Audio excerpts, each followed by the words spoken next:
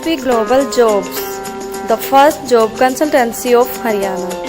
रोजगार दिलाए, बेरोजगारी भगाए। यादव ने आज चुनाव लड़ने की आधिकारिक घोषणा कर दी है। वह किसी पार्टी से चुनाव लड़ेंगे, इसका ऐलान भी अगले 2 दिनों में हो जाएगा।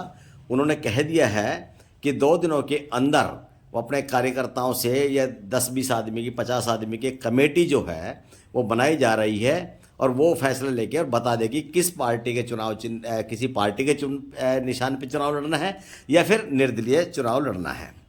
यहाँ बता दें कि सतीश यादव पूर्व जिला प्रमुख ने गणपति गार्डन में आज कार्यकर्ताओं को बुलाया था। उनसे उन्होंने बातचीत करनी थी इसी विषय को लेकर कि क्या पार्टी से चुनाव लड़ा जाए या निर्दलीय चुनाव लड़ा जाए। आज देखा गया कि पार्टी कार्यकर्ताओं में काफ़ी जोश था। बरसात में भी लोग खड़े हुए थे, उनकी बातों को ध्यान से सुन रहे थे। इधर सतीश यादव भी इस भीड़ को देखकर पूरी तरह गदगद थे। उन्होंने इस दौरान भारतीय जनता पार्टी को भी कोसा और दूसरे प्रत्याशी कांग्रेस के उनको भी जमकर कोसा। इसके बाद पत्रकार वार्ता भी उन्होंने की और उन्होंने ये कहा कि मैं अगर ये कहता हूँ कि मैं जीत रहा हूँ चुनाव तो ये मेरा घमंड होगा, लेकिन चूंकि मेरा चुनाव जनता लड़ रही है इसलिए मैं पूरी तरह से आश्वस्त हूँ। कापड़ीवास जी के बीच और उनके बीच में क्या किसी प्रकार की बात हुई, इस संबंध में जब पत्रकारों ने उनसे बातचीत की तो उन्होंने सतीश यादव ने यही कहा कि पिछले चुनाव में मैंने रणधीर सिंह कापड़ीवास जी की मदद की थी। अब वो मेरी मदद करते हैं नहीं करते हैं ये उनके विवेक पे निर्भर करता है। मैं 11 तारीख को कप्तान की सपोर्ट है सबसे बड़ी, उनका नाम है अमृत कला टिकाणिया। उसका फोन आता है मेरे पास रोते रोते कि भाई साहब मेरे मोहल्ले में रोटियां नहीं बनी, भाई साहब मेरे मोहल्ले में खाना नहीं बना। मैंने कहा क्या हो गया? बोले इसलिए भाई साहब कि आप चुनाव हार गए और एक बार आप आओगे इस इलाके में तो शायद लोगों का चूल्हा जल जाए। और मैं सुबह उठ के गया, ऐसे ही बारिश होने लग रही थी और हमारा धर्मवीर भाई पता नहीं मुझे है या नहीं है, वो धर्मवीर भाई मेरा हाथ पकड़ के हम दोनों पैदल पैदल पैदल पैदल करीब 10 किलोमीटर चले। लगातार बारिश होती रही, मैं रोता रहा, लोग रोते रहे। अरे सतीश यादव तो एमएलए से बहुत ऊपर चला गया, क्या बात करते हो कप्तान साहब, क्या बात करते हो आप। और ये बीजेपी के लोग, मैं स्वयं बीजेपी में गया हूँ, लेकिन मैंने कहा अनेक लोगों ने अगर भारतीय जनता पार्टी के जो है आप मत बोलो इनके खिलाफ ये टिकट नहीं देंगे, मगर अगर मैं चुप हो जाऊंगा तो ये मेरी जनता मुझसे रुष्ट हो जाएगी, मेरे भगवान रुष्ट जाएंगे कि ये भी बेईमान हो गया, ये भी झूठी बातें कर लग गया। मैंने हर जुल्म और जात के खिलाफ आवाज उठाई। आज मेरे मांडैया गांव के लोग होंगे यहाँ, मैं उनसे एक बात कहना चाहता हूँ, याद करना, मैंने उन सरपंच से बात कर रहा था, मुझे नहीं पता मांडैया गांव के सरपंच आज आपके बीच में दीपक है, अगर वो यहाँ है तो पूछना। एक इनका एक बच्चा एक्सपायर हो गया था, इन्होंने रोड जाम कर दिया, 2011-12 की बातें हैं। मेरे को इन्होंने वहां बुलाया, मैं वहां गया तो भाई वो एससी समाज का बच्चा था, तो कैप्टन अजय सिंह साहब वहां से गुजर रहे थे, तो महिलाओं ने रोकने की कोशिश करी तो बदतमीजी करके गए, ये पता कर लेना। और मैं वहां गया तो मैं एसपी डीसी को कह के गया मैं जा रहा हूँ, आप अपने प्रशासनिक अधिकारी को भेजिए और मैं वहां कुछ कहूंगा, आप एक तो किसी के खिलाफ पर्चा दर्ज नहीं करोगे रोड जाम का, कल को आप पर्चा दर्ज करो, गलत बात करो तो मेरे खिलाफ करना।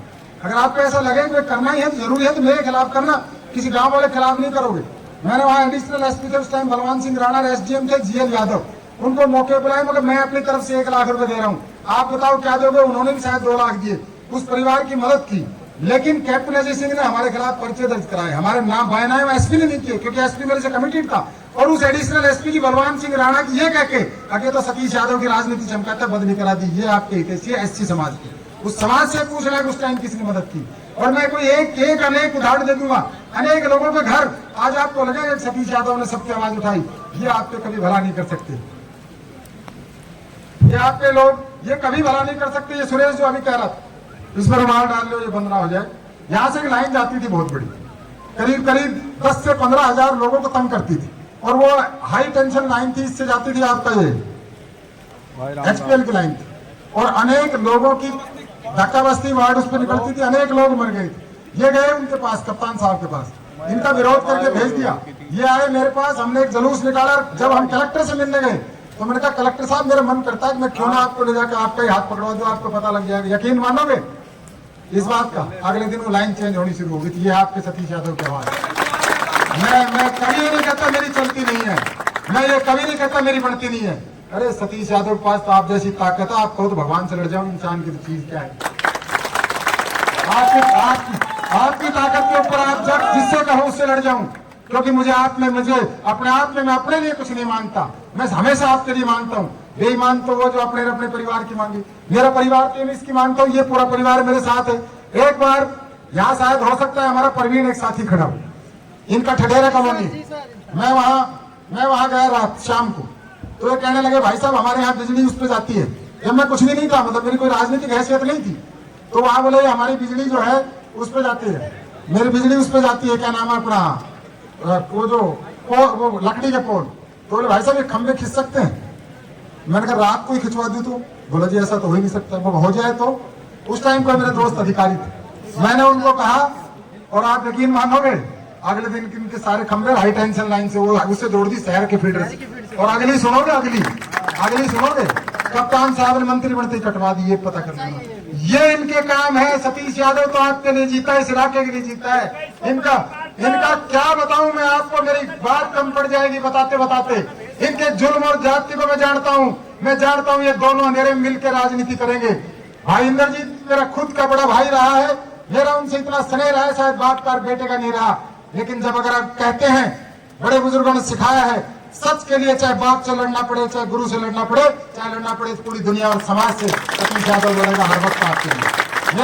मेरा किसी से कोई राजनीतिक द्वेष नहीं है, मेरी किसी से कोई राजनीतिक लड़ाई नहीं है। मैं कभी ये नहीं कहता मुझे बना दो, मैं कहता हूं उसको बना दो जो मेरी इस रेवाड़ी को बना सके।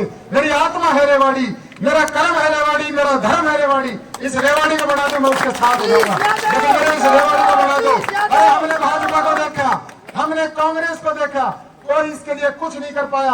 आज भी सिसक रही है, रो रही है, गुड़लिया चल रही है। मैं इसको इस हालात में कला भी नहीं देख सकता, इसलिए मैं बोलता हूं। और ये आसमान से जो आज ये आपके ऊपर जो पुष्प वर्षा हो रही है, यकीन मानना आप जो कहोगे वो करूंगा। आपने अगर ये कहोगे चुनाव लड़ना है तो लड़ूंगा, अगर आप कहोगे नहीं लड़ना तो अभी आपकी सेवा इन गलियों में खड़े होकर करूंगा। लेकिन अगर आपकी इच्छा है, मेरे हर नौजवान की इच्छा है, हर मेरे बुजुर्ग की इच्छा है, मेरी हर बहन और बेटी की अब मैं SSP Global Jobs, the first job consultancy of Haryana. रोजगार दिलाए, बेरोजगारी भगाए। बात वो करो जिसकी कोई मीनिंग हो। कल तक की शानवास रेवाड़ी हल्के में था ही नहीं, तो आप भी बावड़ के थे, आपने आपके पिताजी को यहाँ से 5 बार बनाए थे उससे पहले। ये नहीं चलेगी बात। मैं इस बात का कम से कम किसी को नहीं मौका दूंगा। प्रधान जी, एक अभी आपने अपने भाषण में केवल बीजेपी कैप्टन हाउस को ही ललकारा है, यानी जितना जिक्र किया कैप्टन हाउस का, बीजेपी का कहीं कोई जिक्र नहीं। मैंने कहा ना, आपने फिर क्या सुना? मैंने कहा बीजेपी भी इस दुर्दशा की लगातार जिम्मेवार है, और उसके लिए मैंने निरंतर आवाज उठाई है। आज ये बस स्टैंड जो नहीं बना रेवाड़ी का, आज भी जो मेट्रो का इंतजार हो रहा है, आज भी इंतजार हो रहा है आपके जो आरोड़ा का बस स्टैंड जिसमें गंदा पानी भरा है, जो साबी नदी, जो हमारे माननीय मुख्यमंत्री मनोहर लाल जी का सपना था, वो सपना कहाँ है? मछलियाँ तक मर गई। वो सब चीजें उनके लिए जिम्मेवार है। भाजपा के कुछ शीर्ष नेतृत्व ने आपसे कोई संपर्क किया? मेरे से कोई, मैं देखो उनको एक बात का पता है, मैं बागी हूँ, मैं एक ऐसा व्यक्ति हूँ। मैंने थोड़ी देर पहले शायद आपने नहीं सुना, मैं मानता हूँ अपने शहीद आजम भगत सिंह कि उन्होंने फांसी स्वीकार कर ली थी देश की आज़ादी के लिए। तो मैं इस रेवाड़ी की आज़ादी के लिए चाहे मुझे मरना पड़ा तो मरूंगा। मुझे स्वीकार है वो सारी चीज़ें, मैं ना झुकना जानता ना टूटना जानता। राव इंद्रजीत और कैप्टन की बात, रात में मुलाकात की बात करी, आखिर रात को मिलते कुछ इस तरह के आप भाषण में कह रहे थे। मैंने ये नहीं कहा, मैंने कहा मेयर कैप्टन अजय सिंह रात को मिलते हैं, मैंने अपने ऊपर कहा। मैं ये कैसे कह सकता हूँ कि वो दोनों मिलते हैं? मैं उसका कोई गवाह नहीं हूँ, लेकिन ये सारे नेता मिलते हैं। इसलिए जनता को उनके लिए लड़ाई करने की जरूरत नहीं है। जिसका जो फैसला वो करे, वोट किसी को भी दे। मेरे पास आते हैं रात के 12 बजे और खूब मेरे से खूब फोन करते हैं, खूब बात करते हैं। अभी जब उनकी लोकसभा की टिकट जो हो रही थी उस दौरान भाई साहब, तो अनेक जो लोगों की बात है, वो अनेक बार वो मेरे से फोन करते हैं। अनेक बार तो हम आपस में जनता को क्यों लड़ाएं, मेरे भाई क्यों लड़ें? हम सार्थक राजनीति करें। और सतीश यादव यकीन मानना सार्थक पहल करेंगे इस इलाके में, अगर मौका लग जाए। नॉमिनेशन हो पता तो कब? 11 तारीख को अकेला भर के आऊँगा। मैंने कह दिया कोई भीड़ जुलूस कभी नहीं करूंगा इकट्ठा, किसी बाजार में भीड़ लेकर नहीं जाऊंगा, अकेला जाऊंगा। चुनाव चिन्ह के साथ किसी पार्टी के? नहीं, चुनाव यार ये किसी पार्टी के वो कैसे बताऊंगा? मेरे ऊपर अभी फैसला नहीं हुआ, मेरे ऊपर नहीं है। मैंने लोगों से अपने लोगों से राय मशवरा करूंगा। चलो ठीक है। आज तो मैंने ये फैसला हुआ है चुनाव लड़ेंगे, अगला फैसला अगली उम्मीद तो कर सकते हैं ना। ठीक है जी, थैंक यू। बात करी तो शायद कोई आपको इस इलाके में करता नहीं दिखाई दिया हो, तो मैंने बड़े दिल से भाई रणधीर सिंह की मदद की थी, जो मेरा फर्ज था। लेकिन आप कोई काम के बदले में कोई चीज़ चाहो ना, मेरी कोई ऐसी इच्छा है, वो उनका विवेक है, उनका अपना फैसला है, वो जो भी करेंगे वो मुझे स्वीकार है। टिकट कटने की वजह क्या मानते हो? क्योंकि उम्मीद थी शायद आपको बार आपको मिले, क्या वजह रही? मैं कोई ज़्यादा टिकट, मैं सच बोलता हूँ, मैं म्यूनसिपल कमेटी की लगातार आवाज़ उठाता हूँ, और मैं जब भी कहीं बेकायदी होती है तो मैं अपने आप से भी लड़ जाता हूँ। मैंने अभी थोड़ी देर पहले कहा कि चाहे मुझे अपने गुरु से, चाहे अपने पिता से, और चाहे अपने भगवान से भी लड़ना पड़े, अगर आप लोगों की सच्चाई के लिए मुझे कहीं लड़ना पड़े तो लड़ूंगा। तो इसको लोग कम पसंद करते हैं, पार्टियाँ कम पसंद करती है, सच्ची बातों को लोग कम मानते हैं। मेरा किसी भी नेता से कोई पर्सनल कोई विवाद नहीं है। अभी मैंने यहाँ खड़े होकर कहा और लोगों से भी अपील की कि भाई आप भी विवाद मत करो। प्रजातंत्र की सुंदरता ये है, किसी को जो अच्छा लगे उसकी वोट दो। आप ये बता दीजिए, जीत के प्रति आपकी बार कितने आश्वस्त हैं? देखिए, पिछली बार से समीकरण कैसे उल्टा है? मैं ये नहीं कहूँगा, ये घमंड हो जाए। ये घमंड मेरा बेटा कर रहा है, वो कह रहा है कि मैं तो जीत भी गया और डिप्टी चीफ मिनिस्टर बन गया। जनता जनार्दन का फैसला, मैं आज इस पर कोई टिप्पणी नहीं करना चाहता। ये फैसला 8 तारीख को पता लगेगा कौन। लक्ष्मण जी को आपका बेटा कहे तो वो कहते हैं कि वो भारी प्रत्याशी है, इसको लेकर क्या कमेंट है? नहीं, कोई भारी अंतर का नहीं है, पार्टियाँ फैसला करती हैं, और लक्ष्मण जी को अपनी इच्छा से नहीं आए हैं, लक्ष्मण जी को पार्टी की टिकट दी है। और बारिश के बावजूद तमाम भीड़ मौजूद थी, क्या कहेंगे सर? वो भीड़ नहीं है भाई साहब, हमारे परिवार के लोग हैं। देखो, आसमान भी लगातार बरसात कर रहा है सुबह से, और शहर में 4-4 फुट पानी खड़ा हुआ है। धारड़ा क्षेत्र से लोग भी नहीं आ पाए उतने जितने आने चाहिए थे, और नहीं आ पाए। रेलवे कॉलोनी साइड से लोग पता नहीं डीजे बजा बजा के कैसे आना चाहते थे, लेकिन परमात्मा की जो बारिश है, हम तो ये कह रहे हैं पुष्प वर्षा हो रही है आज इस रेवाड़ी के ऊपर, कि आज हमने यहाँ से ऐलान किया है कि हम चुनाव लड़ेंगे, और उसका आगाज़ है। और अपने परिवार के लोगों से सलाह मशवरा करी है। कोई मैं इनके लिए नेता नहीं, मैं इनका बेटा हूँ, और सदैव सदैव सदैव रेवाड़ी के लोगों ने मेरा साथ दिया। क्या निर्णय लिया है तमाम? जैसे पार्टी की भी बात कर रहे थे आप, कुछ लोगों के, मेरे दोस्तों की राय है, परिवार के लोगों की, कि क्या हम किसी सिंबल पे हमें जाना चाहिए। तो जब कोई आपके पास राय आती है तो आपको उसको बरकरार नहीं करना चाहिए। तो उसके लिए निश्चित तौर पे हमें कमेटी 20-30 लोगों की बढ़ा के उनके ऊपर छोड़ देंगे, और वो कल तक ही मुझे फैसला करके बता देंगे 1-2 दिन में, अगर हमें सिंबल पे लड़ना है या इंडिपेंडेंट लड़ना है। चुनाव हम निश्चित तौर पे लड़ने जा रहे हैं, आज तो यही फैसला। इसलिए पार्टी का अभी तक कोई इस तरह का आपके पास कोई प्रस्ताव आया है? वो सभी पार्टियों में है, ऐसा नहीं है प्रस्ताव सबका। बार बार आपने झाड़ू का जिक्र किया, क्या इशारा है?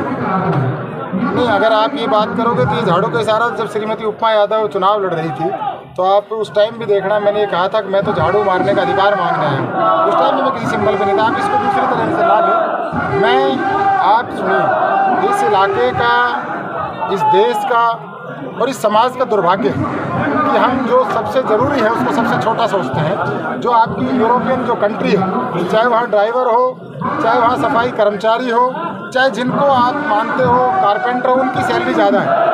और आज भी ये किस परिस्थिति में जो ये लोग काम करते हैं, उनको हम आज तक वो न्याय नहीं दिला पाए। और मैंने वो जो बात कही कि भाई ये ठेकेदारी प्रथा, जो करोड़ों रुपए ठेकेदारों की जेब में जाते हैं और वो इन बेचारों का हक बढ़ता है। और आज पूरा मैं अकेले रेवाड़ी म्यूनसिपल कमेटी का जिक्र करूँ तो मैं शायद सिर्फ इनकी तरफ इशारा, ये ठीक है कि रेवाड़ी म्यूनसिपल कमेटी ने शहर का भट्टा बैठा दिया, लेकिन यही कमोबेश स्थिति गुड़गांव की भी है, यही पानीपत की भी है, और पूरे देश की यही स्थिति है। कुछ जगह अच्छी है, चाहे आप मैं उसकी इंदौर की बात करूँ, नाभा शहर की बात करूँ, जिन्होंने लीग से हट के कुछ काम किया है, उनकी मैं यहाँ से चर्चा भी करना चाहूँगा। और उसकी वजह ये केवल ठेकेदारी प्रथा है कि हम कुछ चंद लोगों को जो ठेका दे देते हैं, उससे पूरा सिस्टम उनकी जेब में आ जाता है। 100 लोग काम करते हैं, दिखाते कागजों में, 5 ही लोग जगह पे मिलते हैं। तो प्रधान जी, एक गठजोड़ की बात हुई थी, एक संयुक्त उम्मीदवार उतारने की बात हुई थी रेवाड़ी से। आपकी मीटिंग हुई, कापड़ीवासी भी थे, अरविंद जी भी थे, क्या उस पर कोई सहमति बन पाई? कुछ सिरे चढ़ते हुआ दिखाई देगा? वो आज मौजूद भी नहीं थे यहाँ पे। नहीं, मैंने उनको बुलाया भी नहीं, और मैंने उनको कोई बात की रिक्वेस्ट भी नहीं की। वो उनका देखो अपना फैसला है, तो क्या करेगा मैं नहीं कह सकता। मैं भाई अरविंद जी के लिए भी नहीं कह सकता। अरविंद जी चुनाव निकलने में क्या हो गया, भारतीय जनता पार्टी में ही है, और भाई रणधीर सिंह की मैं